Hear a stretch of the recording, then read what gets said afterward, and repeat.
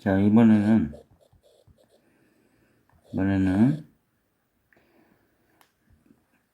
평면도를 그릴 때 바닥 평면도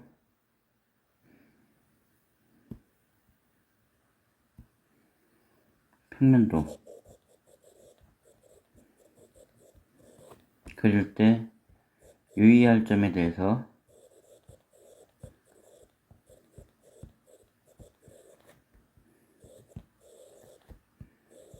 이야기해 보도록 하겠습니다.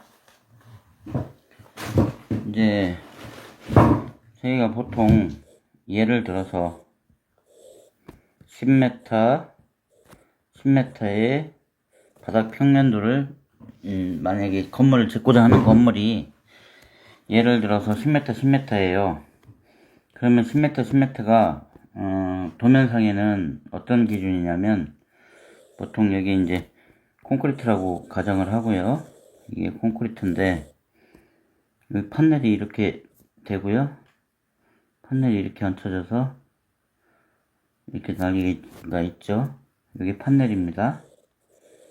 요거는 그러면은 판넬 중심선까지 물론 더 하셔도 돼요.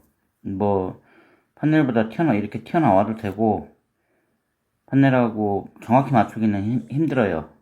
왜냐면 이게 콘크리트가 그렇게 정확하게 칼로 뭐 두부 자르듯이 이렇게 자를 수 있는 그런 것도 아니고 그렇게 정밀하게 나오지는 않습니다.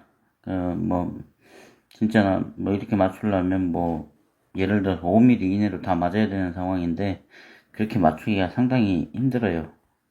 물론 가능은 할 수 있어요.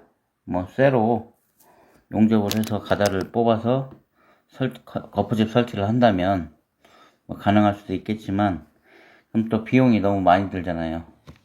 그렇기 때문에 아직까지는 유로폼 가설대를 이용해서 콘크리트를 치다 보니까 이런 부분이 이제 부정확해서 이제 판넬에서 5cm 정도를 드립니다. 그리고서 이제 외부에 이제 돌을 붙여서 마감을 하든 벽돌을 쌓든 뭐 그거는 또 마감이 들어가는 부분이고요. 그래서 이 선이 판넬 중심선이라는 걸 일단은 정확히 알고 계셔야 돼요. 뭐 이제 따지는 거에 따라 조금씩 틀린 부분도 있기는 한데 일단 기본적으로 전국 어딜 다니든 기본적으로 통용되는 그런 부분에 대해서만 얘기를 할게요. 저는 평면도를 그리실 때 이렇게 그렸습니다. 그러면은 저희가 이게 10m라고 그랬죠? 10m라고 그랬죠? 이게 판넬 센터와 센터선이라고 그랬잖아요. 그렇기 때문에 내부를 계산하기 위해서 내부를 만약에 칸막이를 이렇게 나눈다 쳐요. 내부를 계산할 때 항시 그 판넬에서 중심선이기 때문에 55cm예요. 5cm가 들어오죠. 5cm가 들어오는데 여기는 또 각관이 이렇게 5cm가 또 먹어요. 5cm. 그리고 최소 합판 쫄 때 돼야 되고요. 석고보드 치고 마감입니다. 그러면은 이게 합판 쫄 때 9.5T, 석고 9.8T 해서 그냥 대략 1cm씩 보고요. 2cm. 그러면은 기초에서 7cm라는 갭이 생기죠. 7cm. 여기서부터 여기까지가 7cm예요. 7cm. 물론 이제 마감에 따라서 다를 수는 있습니다. 그거는 마감은 정하시기 나름이기 때문에 만약에 로바로 하신다거나 타일로 할 경우에는 더 많이 튀어나갈 수가 있고요. 이제 최소한 도배 마감으로 했을 때 이렇다는 얘기예요. 제 얘기는. 그러면은 여기서 실제 면적은 7cm가 줄어드는 거예요. 그죠? 마감까지 했을 때 그런 거를 보실 줄 알아야 돼요. 그리고 보통 이제 저희가 내부 이렇게 칸막이는 10cm짜리 판넬을 씁니다. 판넬에다가 양쪽 석고보드, 그러면은 12cm가 되죠. 120mm. 이런 것도 이제, 그러니까 이런 것도 알아두셔야 돼요. 왜냐면 벌써 7cm 빠지고 선 그리는 거에서 5cm가 빠지면 12cm가 틀리잖아요. 12cm 120mm. 이럴 경우에 뭐 생각했던 가구나 빌트인 가구나 뭐 가구나 뭐 생각했던 공간이 뭐 침대를 놓는다든지 이럴 때 안 나올 경우 좀 애매한 부분이 생깁니다. 그렇기 때문에 바닥 평면도를 그리실 때 항시 이런 거를 염두에 두시고, 예, 면적이 조금씩 줄어든다, 요 정도의 면적은 최소한으로 줄어들 수밖에 없다, 요 부분은 항시 캐치를 하고 도면을 그려주시는 게 좋을 것 같고요. 그러면은 그 공간이 줄어드는 건 이제 이해하셨죠? 그러니까 줄어들 수밖에 없어요. 도면에는 그냥 선만 이렇게 해서 여기서 여기까지 뭐 3m, 여기서 여기까지 7m 이런 식으로만 해놓잖아요. 근데 요거대로 하면 실제 사이즈는 줄어들 수가 있기 때문에 그 점에 대해서는 좀 감안을 하셔야 됩니다. 요즘은 이제 가구 같은 경우도 단독주택 같은 경우에 가구 같은 경우도 이제 뭐 가구는 맞춤이니까 상관이 없는데 가전 같은 경우도 이제 필트인으로 생각하시는 분들이 있어요. 그런 부분이 있고, 특히 이제 화장실 같은데 이거 지우고요, 잠시.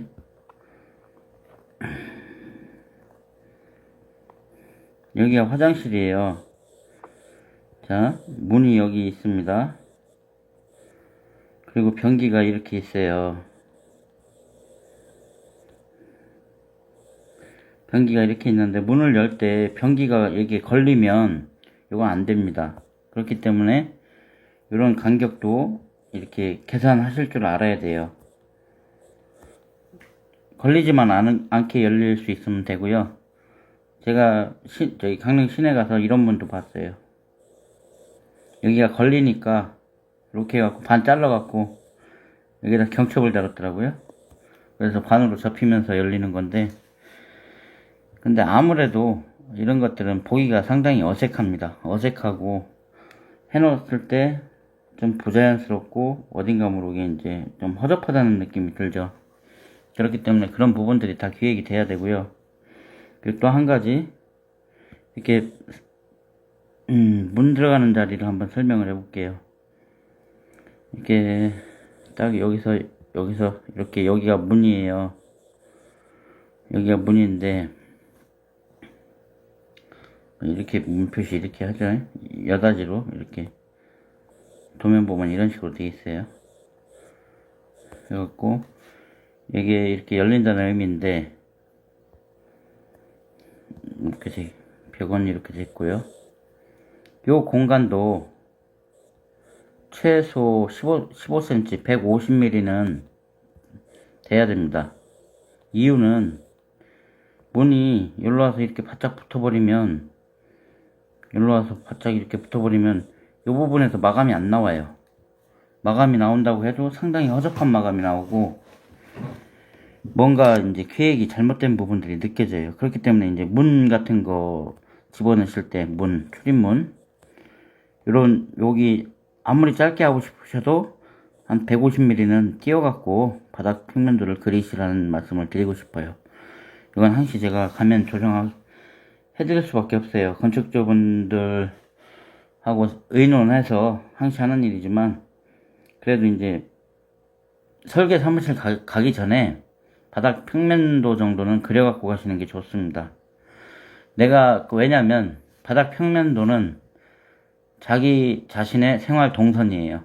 그렇기 때문에 다 같을 수가 없고, 요즘 같은 경우는 개성이 많이 있잖아요. 그렇기 때문에 뭐 신체적인 조건에 따라서도 다 틀리고, 뭐 키 큰 사람들이 생활할 수 있는 생활 반경하고 키 작은 사람들이 생활하는 생활 반경, 혹은 뭐 장애인이 생활하는 생활 반경, 뭐 혹은 노약자가 이렇게 생활할 수 있는 생활 반경, 이런 것들을 다 고려를 해야 되기 때문에 그런 부분들을 생각을 해서 평면도 정도는 그려갖고, 평면도가 그렇게 어려운 게 아닙니다.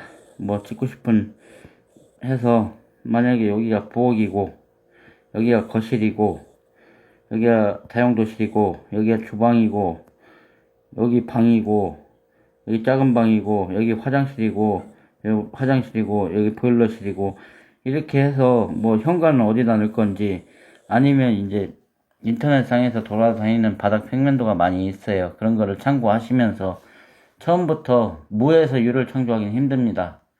근데 이제 일단 돌아다니는 도면들을 놓고 한번 검토를 한번 해보시면, 아, 이거는 내 생활 패턴하고 맞다, 안 맞다, 아니면 여기는 이렇게 하고 싶다.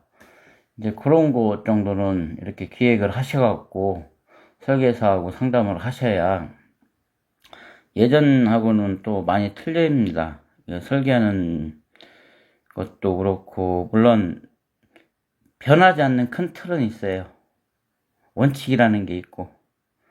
그렇지만 이제 디테일하게 시대의 흐름을 반영하는 부분들도 많이 있어요. 예를 들어서 뭐 요즘은 단독주택도 에어컨 할 때 다 지중배관을 선호하고요. 전기 인입할 때 지중을 선호하고요. 통신 인입할 때 지중을 선호하고, 이런 부분들이 뭐 지금 변해가는 추세예요. 물론 지상으로 해서 벽에다 뭐 앵글 걸어서 잡아 당기는 사람들도 있는데 별로 좋은 것 같지는 않습니다. 그래서 그 부분, 아까 제가 말씀, 벽이 마감 때문에 줄어들기 때문에 좀 더 크게 잡으셔야 된다. 내부 공간 정확한 사이즈를 계산해서 하시는 게 좋고, 문 주위에는 15cm 정도, 150mm 정도를 유격 띄워준다. 요거 하고, 그리고 이제 나머지는 다음에 한번 얘기를 할게요. 그래서 이제 평면도 그리실 때 주의점이, 이게 선을 구분을 해서 계산을 해서 띄워줘야 돼요. 그러니까 이 선을 어디로 기준을 정할 것인가, 그걸 정하셔야 되고, 뭐 내부 마감인가 외부 마감선인가, 아니면 설계 기준선인가. 설계 기준선은 판넬 센터입니다. 그렇기 때문에 하셔야 되고, 대부분 이제 건축주분들이 30평이 미만, 그러니까 29.9999 이런 식으로 이제 집을 짓기를 원하세요. 제가 볼 때는 뭐 큰데 사실은 29평이면, 근데 이제 그 30평까지 이제 혜택을 보는 부분이 좀 있는 것 같더라고요. 그렇기 때문에 30평 미만, 그렇기 때문에 꽉 채워서 질라고들 많이 하시는데, 그럴 경우에도 이제 공간 나눌 때 이런 부분을 알고 이제 나누셔야만 이제 나중에도 시공하면서도 이게 이제 바뀌지 않고 그대로 시공하면 되겠죠. 뭐 나머지 같은 거는 이제 개인적인 것들이니까, 건축주분들이 이제 뭐 주방은 크게 한다든지 거실은 크게 한다든지 방은 작게 한다든지 이런 거는 자기들 생활 패턴에 맞춰서 하는 거예요. 그렇기 때문에 뭐 제가 말할 건 안 되고, 근데 설계하실 때 내벽이 줄어든다, 이 부분은 항시 모르세요. 제가 이렇게 건축하러 다녀보면. 그렇기 때문에 그 점을 유념하시고, 그리고 문 같은 것, 출입문, 방문 같은 경우 특히 벽에서 150 정도는 띄워준다. 그래야 마감이 잘 나온다. 이 정도만 좀 유념하시고 그려보시기를 바랍니다.